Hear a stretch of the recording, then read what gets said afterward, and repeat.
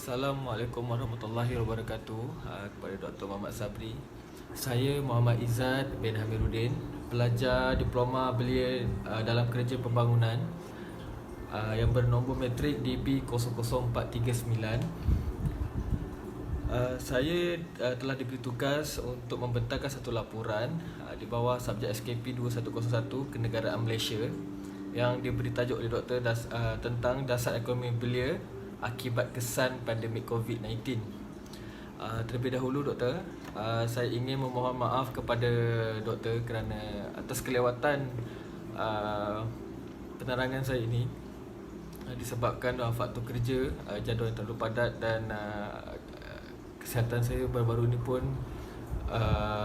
saya demam. Alhamdulillah saya dah pulih. Okey doktor, jadi saya teruskan kepada pengenalan tentang dasar ekonomi belia akibat kesan pandemik COVID-19.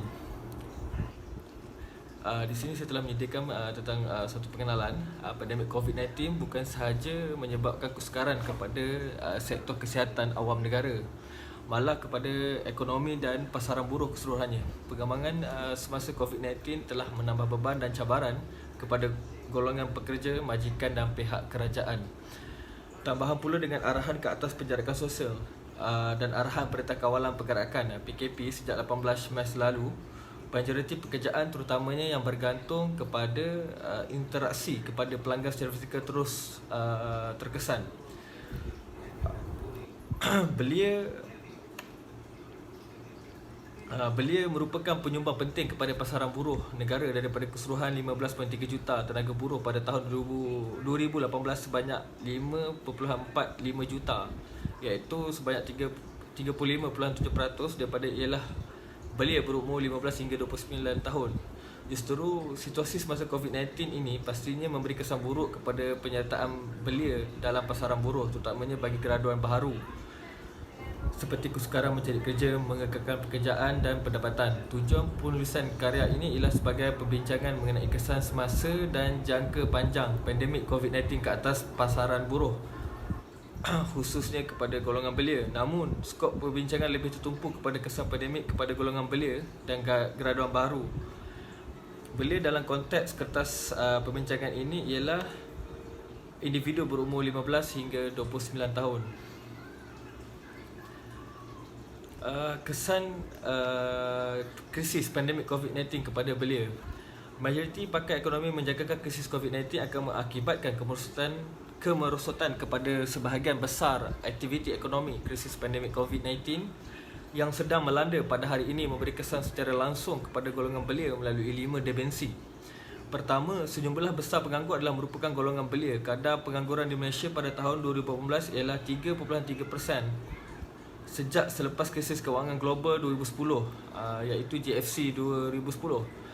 Kadar pengangguran keseluruhan di Malaysia berlega pada kadar antara 2.8% hingga 3.3%. Di sini saya telah menyediakan dalam laporan bertulis, saya telah menyediakan pada Raja 1. Jumlah penganggur pada tahun 2018 sebanyak 504,300 orang. Daripada jumlah tersebut, belia merangkumi sebanyak 397,000 orang, iaitu 79.7%. Saya juga telah menyediakan laporan ini dalam Rajah 2. Dengan anggaran peningkatan kadar pengangguran oleh Bank Negara Malaysia pada tahun ini kepada 4.0% berbanding 3.3% pada tahun 2019. Golongan belia akan terus mendominasi jumlah penganggur.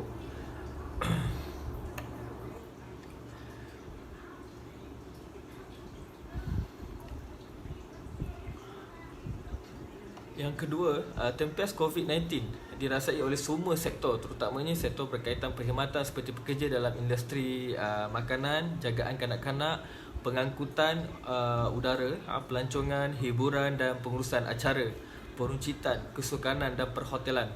Data menunjukkan sektor perkhidmatan merangkumi komposisi terbesar pekerja di Malaysia, iaitu sebanyak 9.38 juta, iaitu 63.4% dengan sejumlah 3.13 juta orang iaitu 21.2% daripadanya ialah belia berumur 15 hingga 29 tahun. Ini bermakna 1 daripada 5 pekerja di sektor berkaitan perkhidmatan merupakan belia.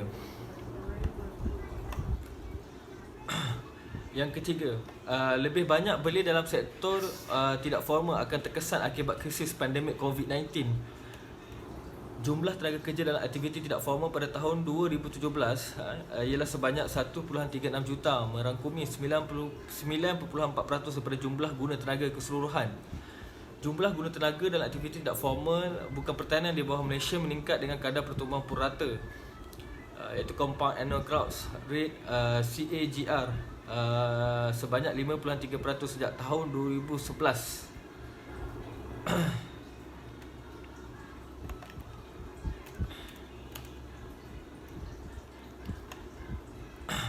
Daripada 1.34 juta guna tenaga dalam sektor tidak formal pada tahun 2017 dalam golongan berumur 15 hingga 34 tahun, doktor, merangkumi sebanyak 526,000 orang, iaitu 3.79% daripada jumlah tersebut. Peratus terbesar ialah dalam kalangan mereka yang berumur 25 hingga 34 tahun. Ini bermakna 1 daripada 3 orang pekerja dalam sektor tidak formal merangkumi belia berumur 15 hingga 34 tahun. Malah golongan pekerja di sektor tidak formal dalam kalangan mereka mempunyai pendidikan tertiary juga menunjukkan peningkatan berbanding tahun 2014. Majoriti pekerja aktiviti tidak formal ini terdiri daripada golongan yang bekerja sendiri. Pada tahun 2017 sebanyak 69.4%. Dan mereka ini lebih mudah terjejas berikutan ketidaktentuan keadaan ekonomi akibat krisis COVID-19 ditambah dengan arahan PKP baru-baru ini, doktor.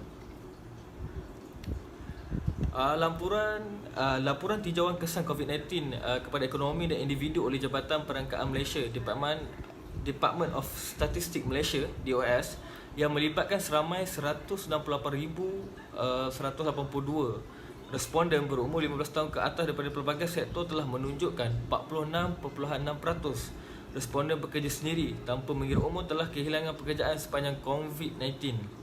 Berdasarkan dapatan tinjauan ini juga, jumlah kehilangan pekerjaan disebabkan krisis COVID-19 ini jangka mencecah 2.1 juta orang atau khususnya kepada golongan belia. Jadi doktor, ini satu angka yang sangat membimbangkan. Yang keempat, doktor, COVID-19 akan menjadi satu cabaran terbesar buat graduan baharu dalam pasaran pekerjaan. Keluaran graduan warga negara Malaysia pada tahun 2018 telah sebanyak 290,282 orang dan 17% daripadanya melanjutkan pengajian dan meningkatkan kemahiran. Selebihnya seramai 241,000 orang graduan memasuki pasaran buruh pada tahun 2018. Di sini juga saya telah menyediakan jadual dalam lampiran jadual 3. Dengan kadar purata CAGR, belia yang memasuki pasaran pekerjaan sejak 2012 sebanyak 9.1%. Jumlah keluaran graduan pada 2020 dianggap sebanyak 286,807 graduan. Dengan jumlah ini ditambah pula dengan anggaran peningkatan pengangguran kepada 4.0% pada tahun ini berbanding 3.3% pada tahun 2019, menjadi satu cabaran besar kepada graduan untuk mendapat pekerjaan. Malah pergerakan yang terhad sepanjang pandemik COVID-19 ini juga merupakan halangan utama mereka untuk mencari pekerjaan dan menghadiri temu duga secara fizikal.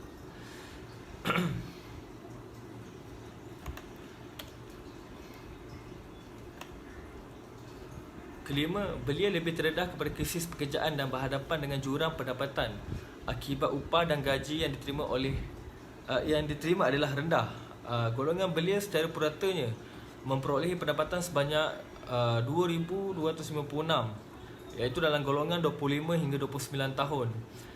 RM1,643 Malaysia dalam golongan 20 hingga 24 tahun dan RM1,323 Malaysia pendapatan dalam belia yang mendapat pendapatan sebanyak 1,323 dalam lingkungan 15 hingga 19 tahun. Maklumat gaji penengah pula menunjukkan angka lebih rendah berbanding purata dicatatkan. Dengan purata pendapatan bulanan yang rendah menyukarkan belia untuk sara diri ketika situasi kehilangan pekerjaan dengan simpanan kecemasan yang sedikit. Cadangan dasar fokus kepada golongan belia dan graduan baharu. Sistem sokongan mencari kerja. Selari dengan kebergantungan belia kepada platform atas talian pada masa kini, sistem sokongan atas talian sebagai platform untuk belia mendapatkan maklumat dan membuat permohonan untuk mendapatkan pekerjaan dan program-program latihan pekerjaan oleh syarikat-syarikat awam dan swasta sedia ada perlu diwujudkan, iaitu sebagai contoh One Stop Center. Contoh platform mencari kerja sedia ada ialah seperti Job Malaysia dan Job Street. Namun kedua-duanya wujud secara stand alone. Dalam situasi penguasaan PKP semasa ia amat menyukarkan belia untuk mencari pekerjaan secara fizikal. Platform ini merupakan pusat sehenti maya yang mempunyai semua maklumat penting mengenai peluang pekerjaan termasuk latihan kebolehan pasaran. Namun demikian, perwujudan platform ini memerlukan usaha jangka panjang dan kerjasama erat antara pihak kerajaan dan majikan. Laman sesawang Kementerian Sumber Manusia KSM ada menyediakan perkhidmatan atas talian yang menghubungkan kepada beberapa perkhidmatan atas talian seperti akses kepada laman Job Malaysia, ePax dan e-training HRDF. Namun lebih banyak lagi perkhidmatan atas talian boleh dihubungkan melalui laman sesawang KSM ini. Antaranya maklumat dan peluang sedia ada yang dirangka oleh kerajaan khusus kepada belia dan pencari kerja perlu dipaparkan dalam platform tersebut. Bantuan kewangan kepada belia pertama kali mencari kerja. Bantuan kewangan untuk mencari kerja di Malaysia lazimnya diberikan di bawah SIP Perkeso dalam keadaan penerima manfaat kehilangan pekerjaan, namun tiada peruntukan khusus kepada pencari kerja baru dalam bentuk allowance bulanan, terutamanya kepada graduan baru. Kerajaan Australia iaitu Services Australia ada menyediakan peruntukan berbentuk allowance kepada pencari kerja baru yang berumur 22 tahun sehingga umur persaraan. Pengiraan bentuk bantuan juga berdasarkan kriteria keadaan semasa pemohon. Services Australia juga menyediakan perkhidmatan penilaian kelayakan secara atas talian kepada pemohon program tersebut. Menggalakkan penyertaan dalam program latihan industri dan perantisan. Melalui bantuan dan dasar sedia ada untuk menggalakkan penyertaan belia dalam latihan industri bagi meningkatkan kemahiran seiring dengan keperluan pasaran buruh. Galakkan bukan sahaja kepada belia, malah daripada majikan. Keterlibatan perniagaan mikro, kecil dan sederhana iaitu mikro PKS adalah penting kerana ia melibatkan mereka terdiri daripada 98.5% daripada keseluruhan pertubuhan di Malaysia dan mengkaji sejumlah 66.2% daripada tenaga kerja di Malaysia. Namun PKS kebanyakannya mempunyai kekangan sumber untuk memperuntukkan allowance bulanan kepada perintis industri berbanding syarikat besar. Justeru galakkan penyertaan dalam PKS ke atas program-program bantuan dan subsidi latihan pekerjaan sedia ada adalah sangat penting. Memperluaskan program Malaysia atau kerja. Bagi program graduan atau kerja, insentif tambahan perlu diberikan kepada kedua-dua graduan dan majikan sekiranya graduan berjaya mendapatkan pekerjaan yang setara dengan kelayakan mereka. Kaedah ini secara tidak langsung dapat memastikan bukan sahaja graduan memperolehi pekerjaan, malah mereka mendapat pekerjaan yang lebih baik dan setimpal dengan kelayakan pendidikan mereka. Kaedah yang sama juga boleh dipraktikkan untuk program wanita kerja. Dasar dan inisiatif untuk mengurangkan kesan pengangguran belia pasca pandemik. Beralih fokus dari pekerjaan kepada pengalaman pekerjaan.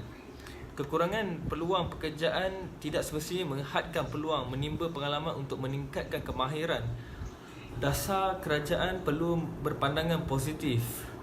Peluang pekerjaan yang terhad tidak semestinya tiada peluang untuk mendapatkan pengalaman bekerja. Peluang untuk graduan boleh wujud tanpa komitmen undang-undang serta kos pengajian yang datang bersama sesuatu pekerjaan.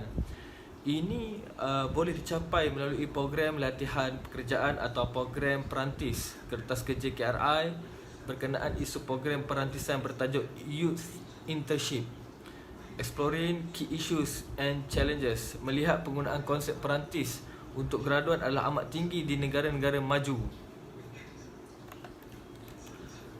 Di Amerika Syarikat, sebagai contoh, lebih 1 juta hingga 2 juta perantis intim setiap tahun. Sementara di UK terdapat lebih 100,000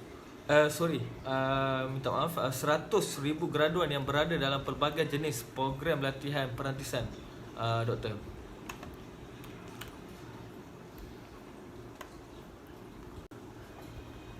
Okay, baik Doktor.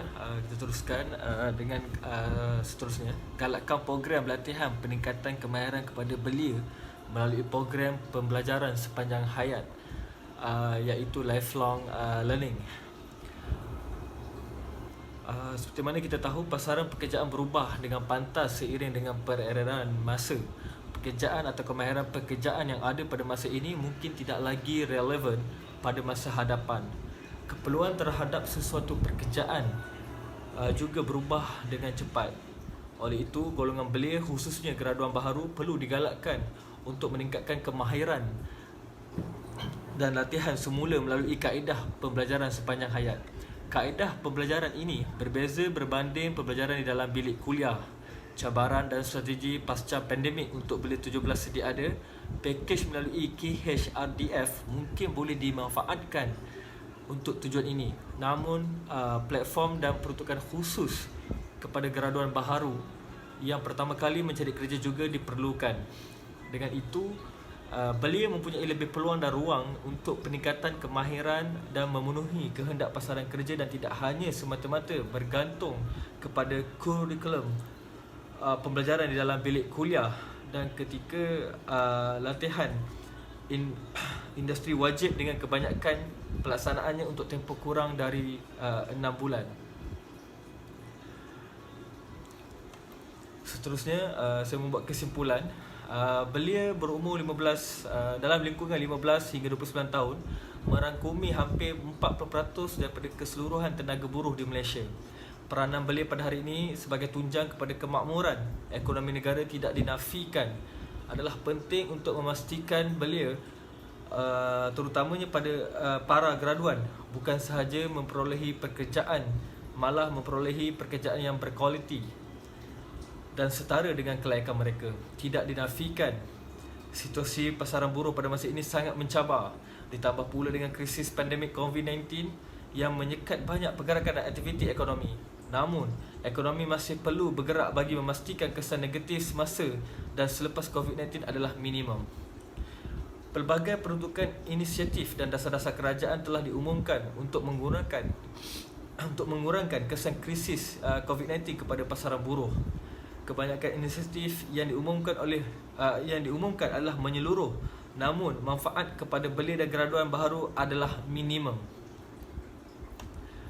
Meneliti kepada beberapa program dan inisiatif sedia ada dalam pengumuman inisiatif Prihatin 2020 baru-baru ini, beberapa penambahbaikan ke atas dasar sedia ada dicadangkan untuk memastikan manfaatnya lebih fokus kepada graduan dan belia secara keseluruhannya.